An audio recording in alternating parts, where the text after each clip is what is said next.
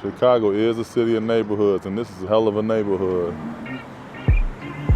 So the past couple years, on the anniversary of the beating, me and my producer, Bill, we walked the same route Lenard and Kalven took, right past White Sox Park. I remember this place. We used to come up here to buy hats and starter jackets and shit. Cause this was one of the last places in the city where you could get like a starter jacket. Like we grew up on starter jackets. Bridgeport has definitely changed since '97. It ain't the same, but every time I'm there, I still feel like I don't want to be here when the sun go down. I got my head on swivel. You know, I'm just, looking, checking out the surroundings. I feel like that element, that threat is still here. One time, walking down the street, we saw a Black Lives Matter flag out front of a white dude's house. Hi. Hey, how's it going? My name's Yohance. We talked to him for a minute, and he was cool. Stay safe, man. Appreciate it. Thank you very much. Good talking to you. That says something. And I guess it speaks to the strides we have made. I remember once we was walking up the street and we seen a storefront and there was a bunch of black folks inside like having a meet. What y'all got going on here? And there was this young cat who was teaching people about Bitcoin. Just pretty much showing people how I made $16,000 from Bitcoin last week from my phone. I mean, anybody can do it. Don't take a lot of money to start investing, but that's what's up, man. Hey, man, keep it going, Joe. Appreciate you, man. I appreciate the support, bro. So this is Shields, and this is the block they walked down, huh? Yeah. And this is Armour Square Park. Bill and I always time our walks so that we end up in Armour Square Park, right where the beating happened at the same time it took place. It's a whole lot of couples with children, with small children on swings and kids playing, mostly white. There's one black couple with two children, with two toddlers. I asked the black folks out there if they'd ever heard of Lenard Clark, and they ain't know shit about him. They've never heard the name in their life. I must be the only black person here who understands where I'm at. My 23-year-old self would have looked at me like, why is this old man still tripping on some shit that happened 25, 30 years ago? It's so much shit that's more pressing. And that was 25 years ago. Like, that boy grown, he alive, he gone, he on. What would you want? Why does this one matter then? Why does it? Does it matter? Why am I hanging on to this? I'm damn near 50 years old, and I'm just now figuring out why this story is so impactful to me. I never wanted to sell drugs for the rest of my life. I was excited to start writing for a newspaper. But when I realized the impact was going to be so small, it didn't feel like we was getting anything done. And then just a couple years later, I had a daughter to provide for. I got to make money. Journalism was going to be my shot at the straight and narrow. And this story made me abandon that. But it did more than that. This case became my reference point for this kind of violence and the way the media covers it. September 14th, 2013, Jonathan Farrell, unarmed. July 17th, 2014, Eric Garner, unarmed. August 9th, 2014, Michael Brown, unarmed. When I looked at the stories of all the other black people assaulted and killed by white folks, I looked at them through the lens of this case. Revisiting it for this podcast, I learned a whole lot of shit I ain't know back then. And it's made me realize just how far we are from any kind of reconciliation. I'm Yohance Lacour, and you didn't see nothing.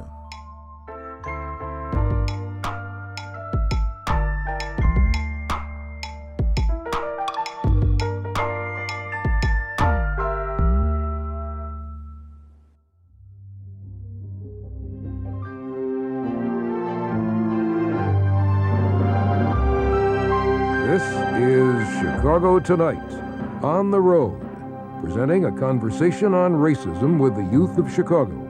Broadcast live. After Lenard was beaten, Channel 11 had a town hall with hundreds of students. They're all wearing name tags. They're downtown at the Daly Center. You can see the Picasso statue behind them.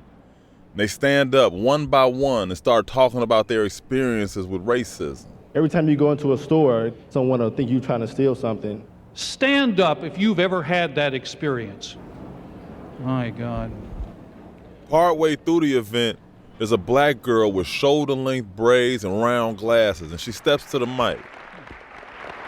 Yes, you are. Marcia Chatlet, St. Ignatius. I've been in Catholic school for all my life, ever since preschool, and I think that one focus the Catholic Archdiocese can take to combating racism in their schools is emphasizing that God was not a racist, that Jesus wasn't a racist. This girl's passionate. She goes in harder and harder the more she talks. Jesus told us about love, and maybe this can't work for the public schools, but as long as our religious education remembers that, we can't go wrong.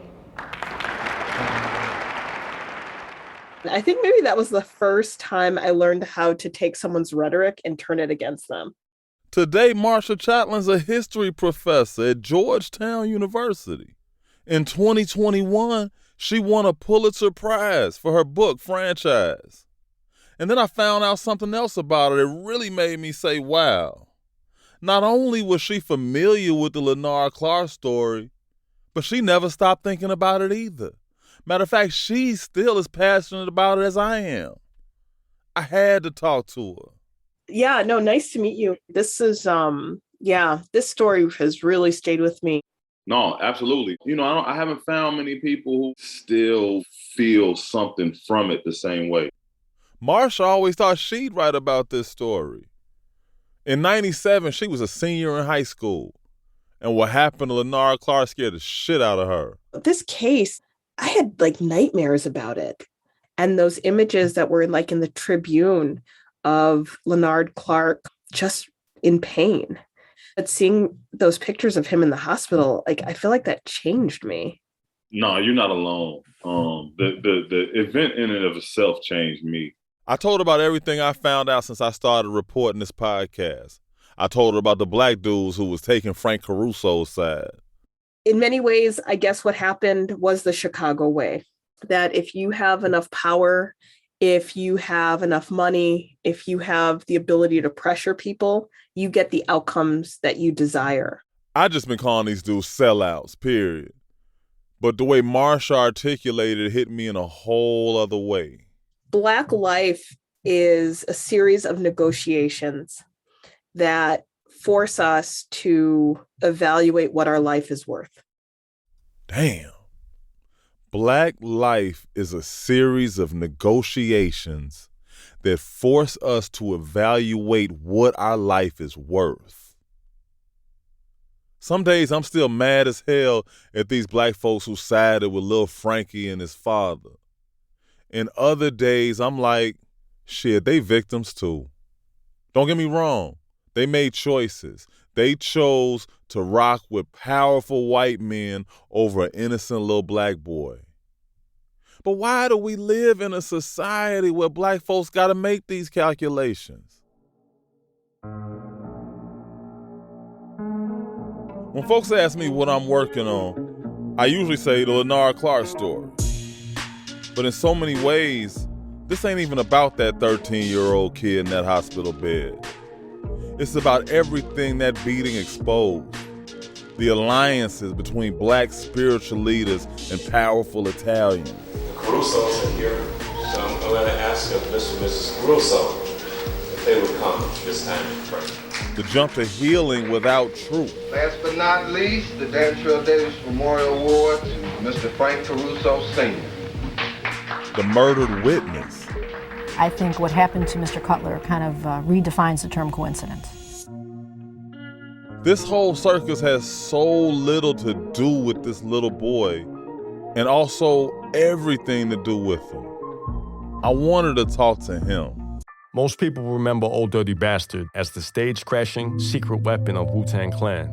A raw showman with a wild sense of humor who left a lot of people confused, especially after his death.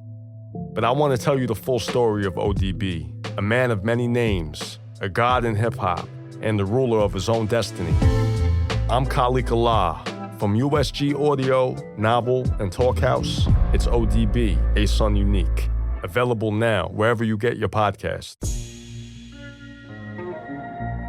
I actually met Lenard Clark years ago when I first got home from prison. Some of our mutual friends connected us.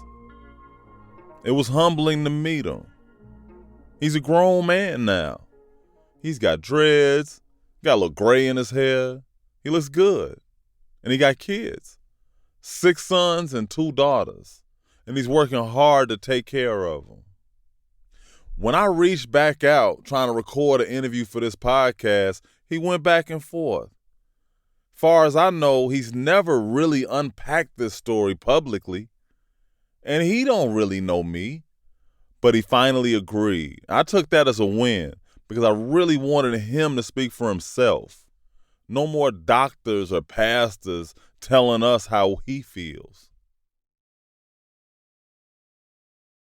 Lenard agreed to record an interview for this podcast, but not with me. He sat down with our mutual buddy. So now I'm back here with Lenard. I'm finna just ask him some questions. So remember Hot Rod? He one of the brothers I met in prison, and he grew up in Stateway too. There's a thing in the hood called a big homie. It's a title given to men who've navigated these streets without compromising their integrity. They've earned the respect of the younger men who are still trying to find their way. And Hot Rod is the big homie for a lot of people from Stateway, including Lenard. They met up at a restaurant downtown near Lenard's job. Tell me this, why you been reluctant to tell your story and why you choose now to tell your story?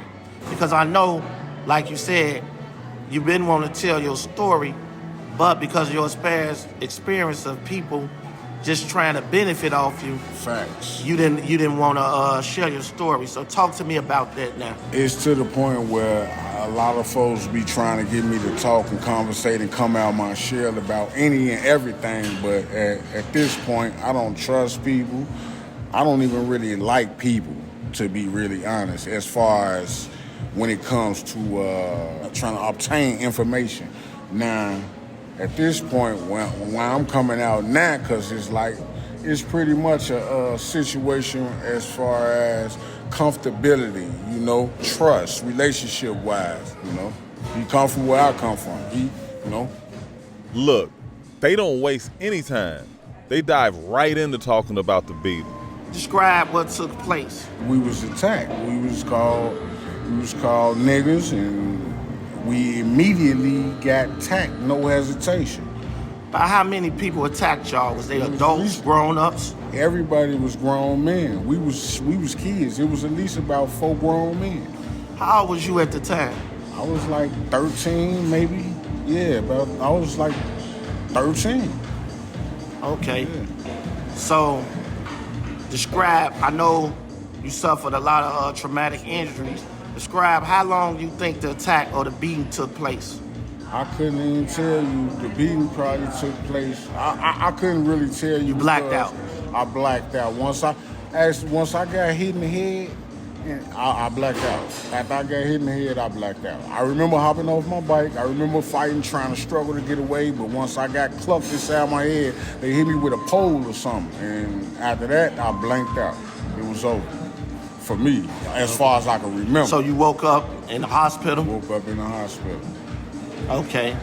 So after that, your attackers was described as Frank Caruso Jr., as one of them, and you said there was several people. There were several people. Several people. He was the one, him and some of his people was the ones they charged. He the only one. He did a couple years in a joint. You know what I'm saying? But he was the only one really held responsible. Everybody else got a slap on the wrist and got up out of there. What you remember about that time? Like, was it a bunch of individuals that was trying to help you during that time, like, or coming around like they had good intentions? Describe to me how you felt about all the attention and people coming around. It was a ton of people around. It was a ton of people coming to our side trying to help us do this and do that, It's a ton of folks that was coming to our side, pretending, they want to help the family and help us do something with our lives or help us come through this situation. But, as time go by, in reality, you realize, people out for self. They vultures. Right. So you saying basically these individuals took advantage of your situation. Indeed. Or your mother's situation. Indeed. And used y'all. Indeed. That's exactly how I feel. He's talking about the black guys who sided with the Carusos. And it's even more complicated. When the recorder was off, Lenard made it clear that Wallace Gator Bradley, the guy who sat with the Carusos at the trial, was not one of the people he considers a vulture. Let's talk about the witnesses, in particular one witness who didn't make it to testify. And let's talk about them situations, about things of that nature. How that affected you? Did you ever fear for your life? Well, technically, to be real honest, coming from where I come from, I really wasn't fearing for my life because of the simple fact, this ain't nothing new to me. You know what I'm saying? And it's like, it is what it is. But I definitely know what was going on when people started coming up missing, though, Lenard and Hot Rod talked about how the only reason Lenard went over to Bridgeport in the first place was to get free air for his bike tire. He was a victim of being poor first, then a victim of a racist attack. Lenard said, yeah, he survived it, but it's been a struggle. Yeah, because it was a dramatic change for my life after the facts. The repercussions after the fact of me growing up, me living, all that. So I know you talked about your relationship with Frank Jr., Frank Sr. Okay. They have been there for you. So tell me in your own words how you personally feel about their role and how you feel about them. Have you forgave them? Have they shown forgiveness? Describe to me that. At this point, with those guys, it's like from the time of the trial, from the time Lil Frankie went to jail, from the beginning of time, they jumped in and stepped in. Actually, Big Caruso, he jumped in and stepped in, and he's been, aiding and assisting me in any way he can since then. I don't feel like, it's a trade of justice as far as what happened for my life, but at the same time, I do feel like, he could have been left and walked out, but he's still there right now to this day, willing to lend a hand as far as, a favor. And yeah, I feel like a lot more should have been should have been done for me, but at the same token, they showed that they can be family. They can be cool, Got you. Hey, man, blessings, love, respect to you, Lenard, man. Looking forward to talking again. Lenard said that over the past 25 years, Frank Sr.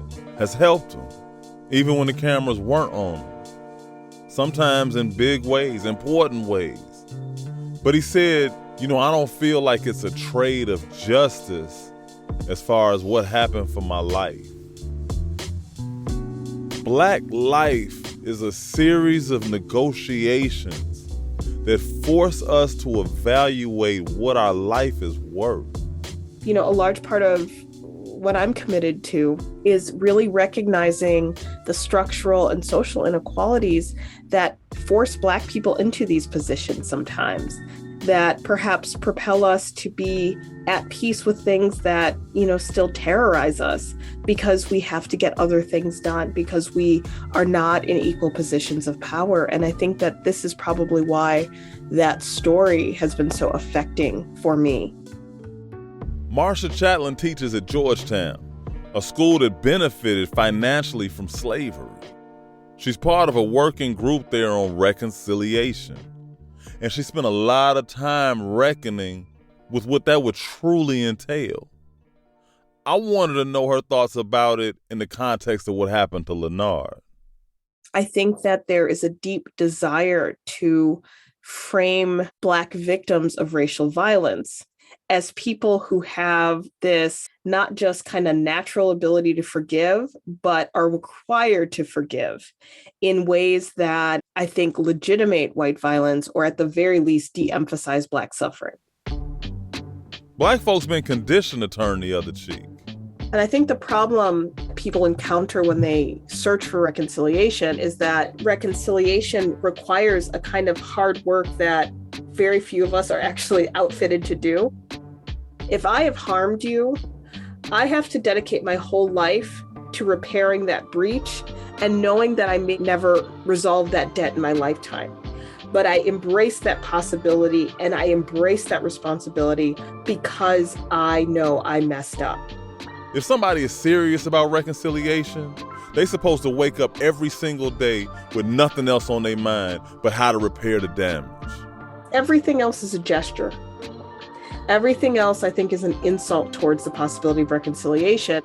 Frank Caruso's whole life needs to be dedicated to repairing that breach. Not a gesture, not a I'll hook you up, not I'll get you out of trouble, but my life is dedicated to this breach that I've created that I may never see in my lifetime reconciled, but every morning I wake up with the knowledge of what I've done and I find a different path, I find a different way to address that. Everything else is an insult towards the possibility of reconciliation. I often think, what possibility of reconciliation? White people have terrorized Black folks for centuries without cease. Slavery, lynchings, locking us up, tearing our families apart at the drop of a dime. And they still murdering us. Ain't no reconciliation when Black folks are the only ones who want it. I think there could be something really powerful for us to see people who say, I will not choose forgiveness. I'm going to choose rage. America don't want us to show our rage. You can't sit in anything. You have to move on and you have to forgive. And I think that that can be very culturally damaging because it involves a lot of erasing the facts of what happened. But there's something about sitting in what has happened that I think as a nation, and I think the news media contributes to this, that we refuse to do.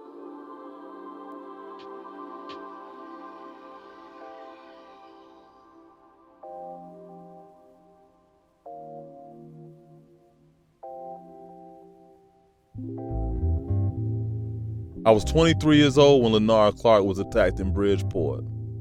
It was hardly the first time I'd heard of an innocent Black person being assaulted by white folks. God knows it wasn't going to be the last.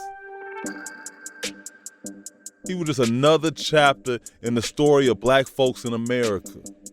And maybe that's why this reconciliation narrative is still offensive as hell to me. It's like they were saying, you didn't see nothing? Move along. But I'm not gonna move along.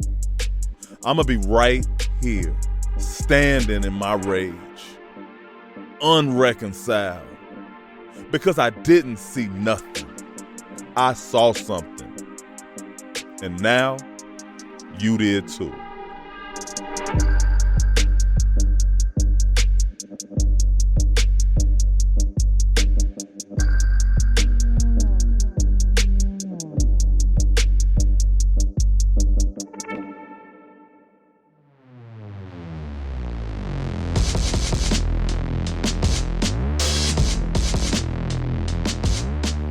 You Didn't See Nothing is a production of the Invisible Institute and USG Audio.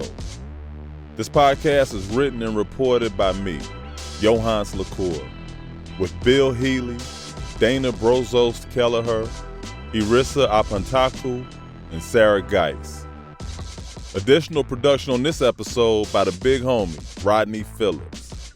Sound design, mixing, and music supervision by Steven Jackson and Phil Dmochowski at the Audio Non-Visual Company. Original music by Taka Yasuzawa.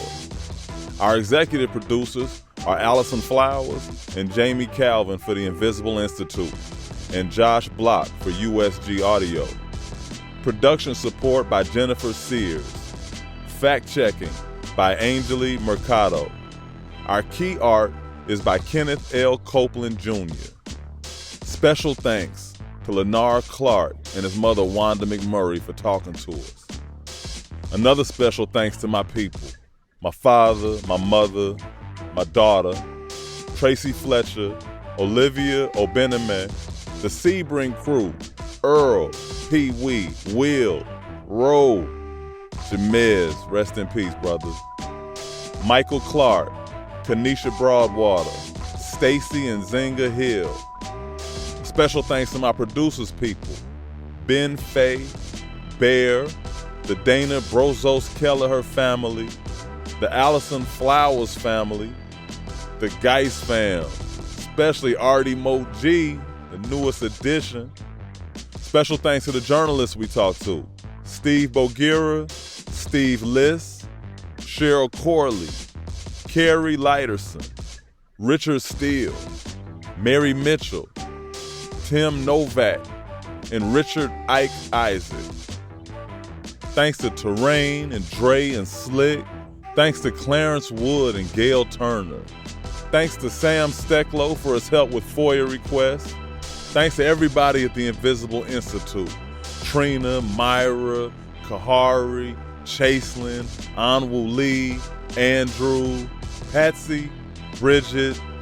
Thanks to Connie Spreen at the Experimental Station.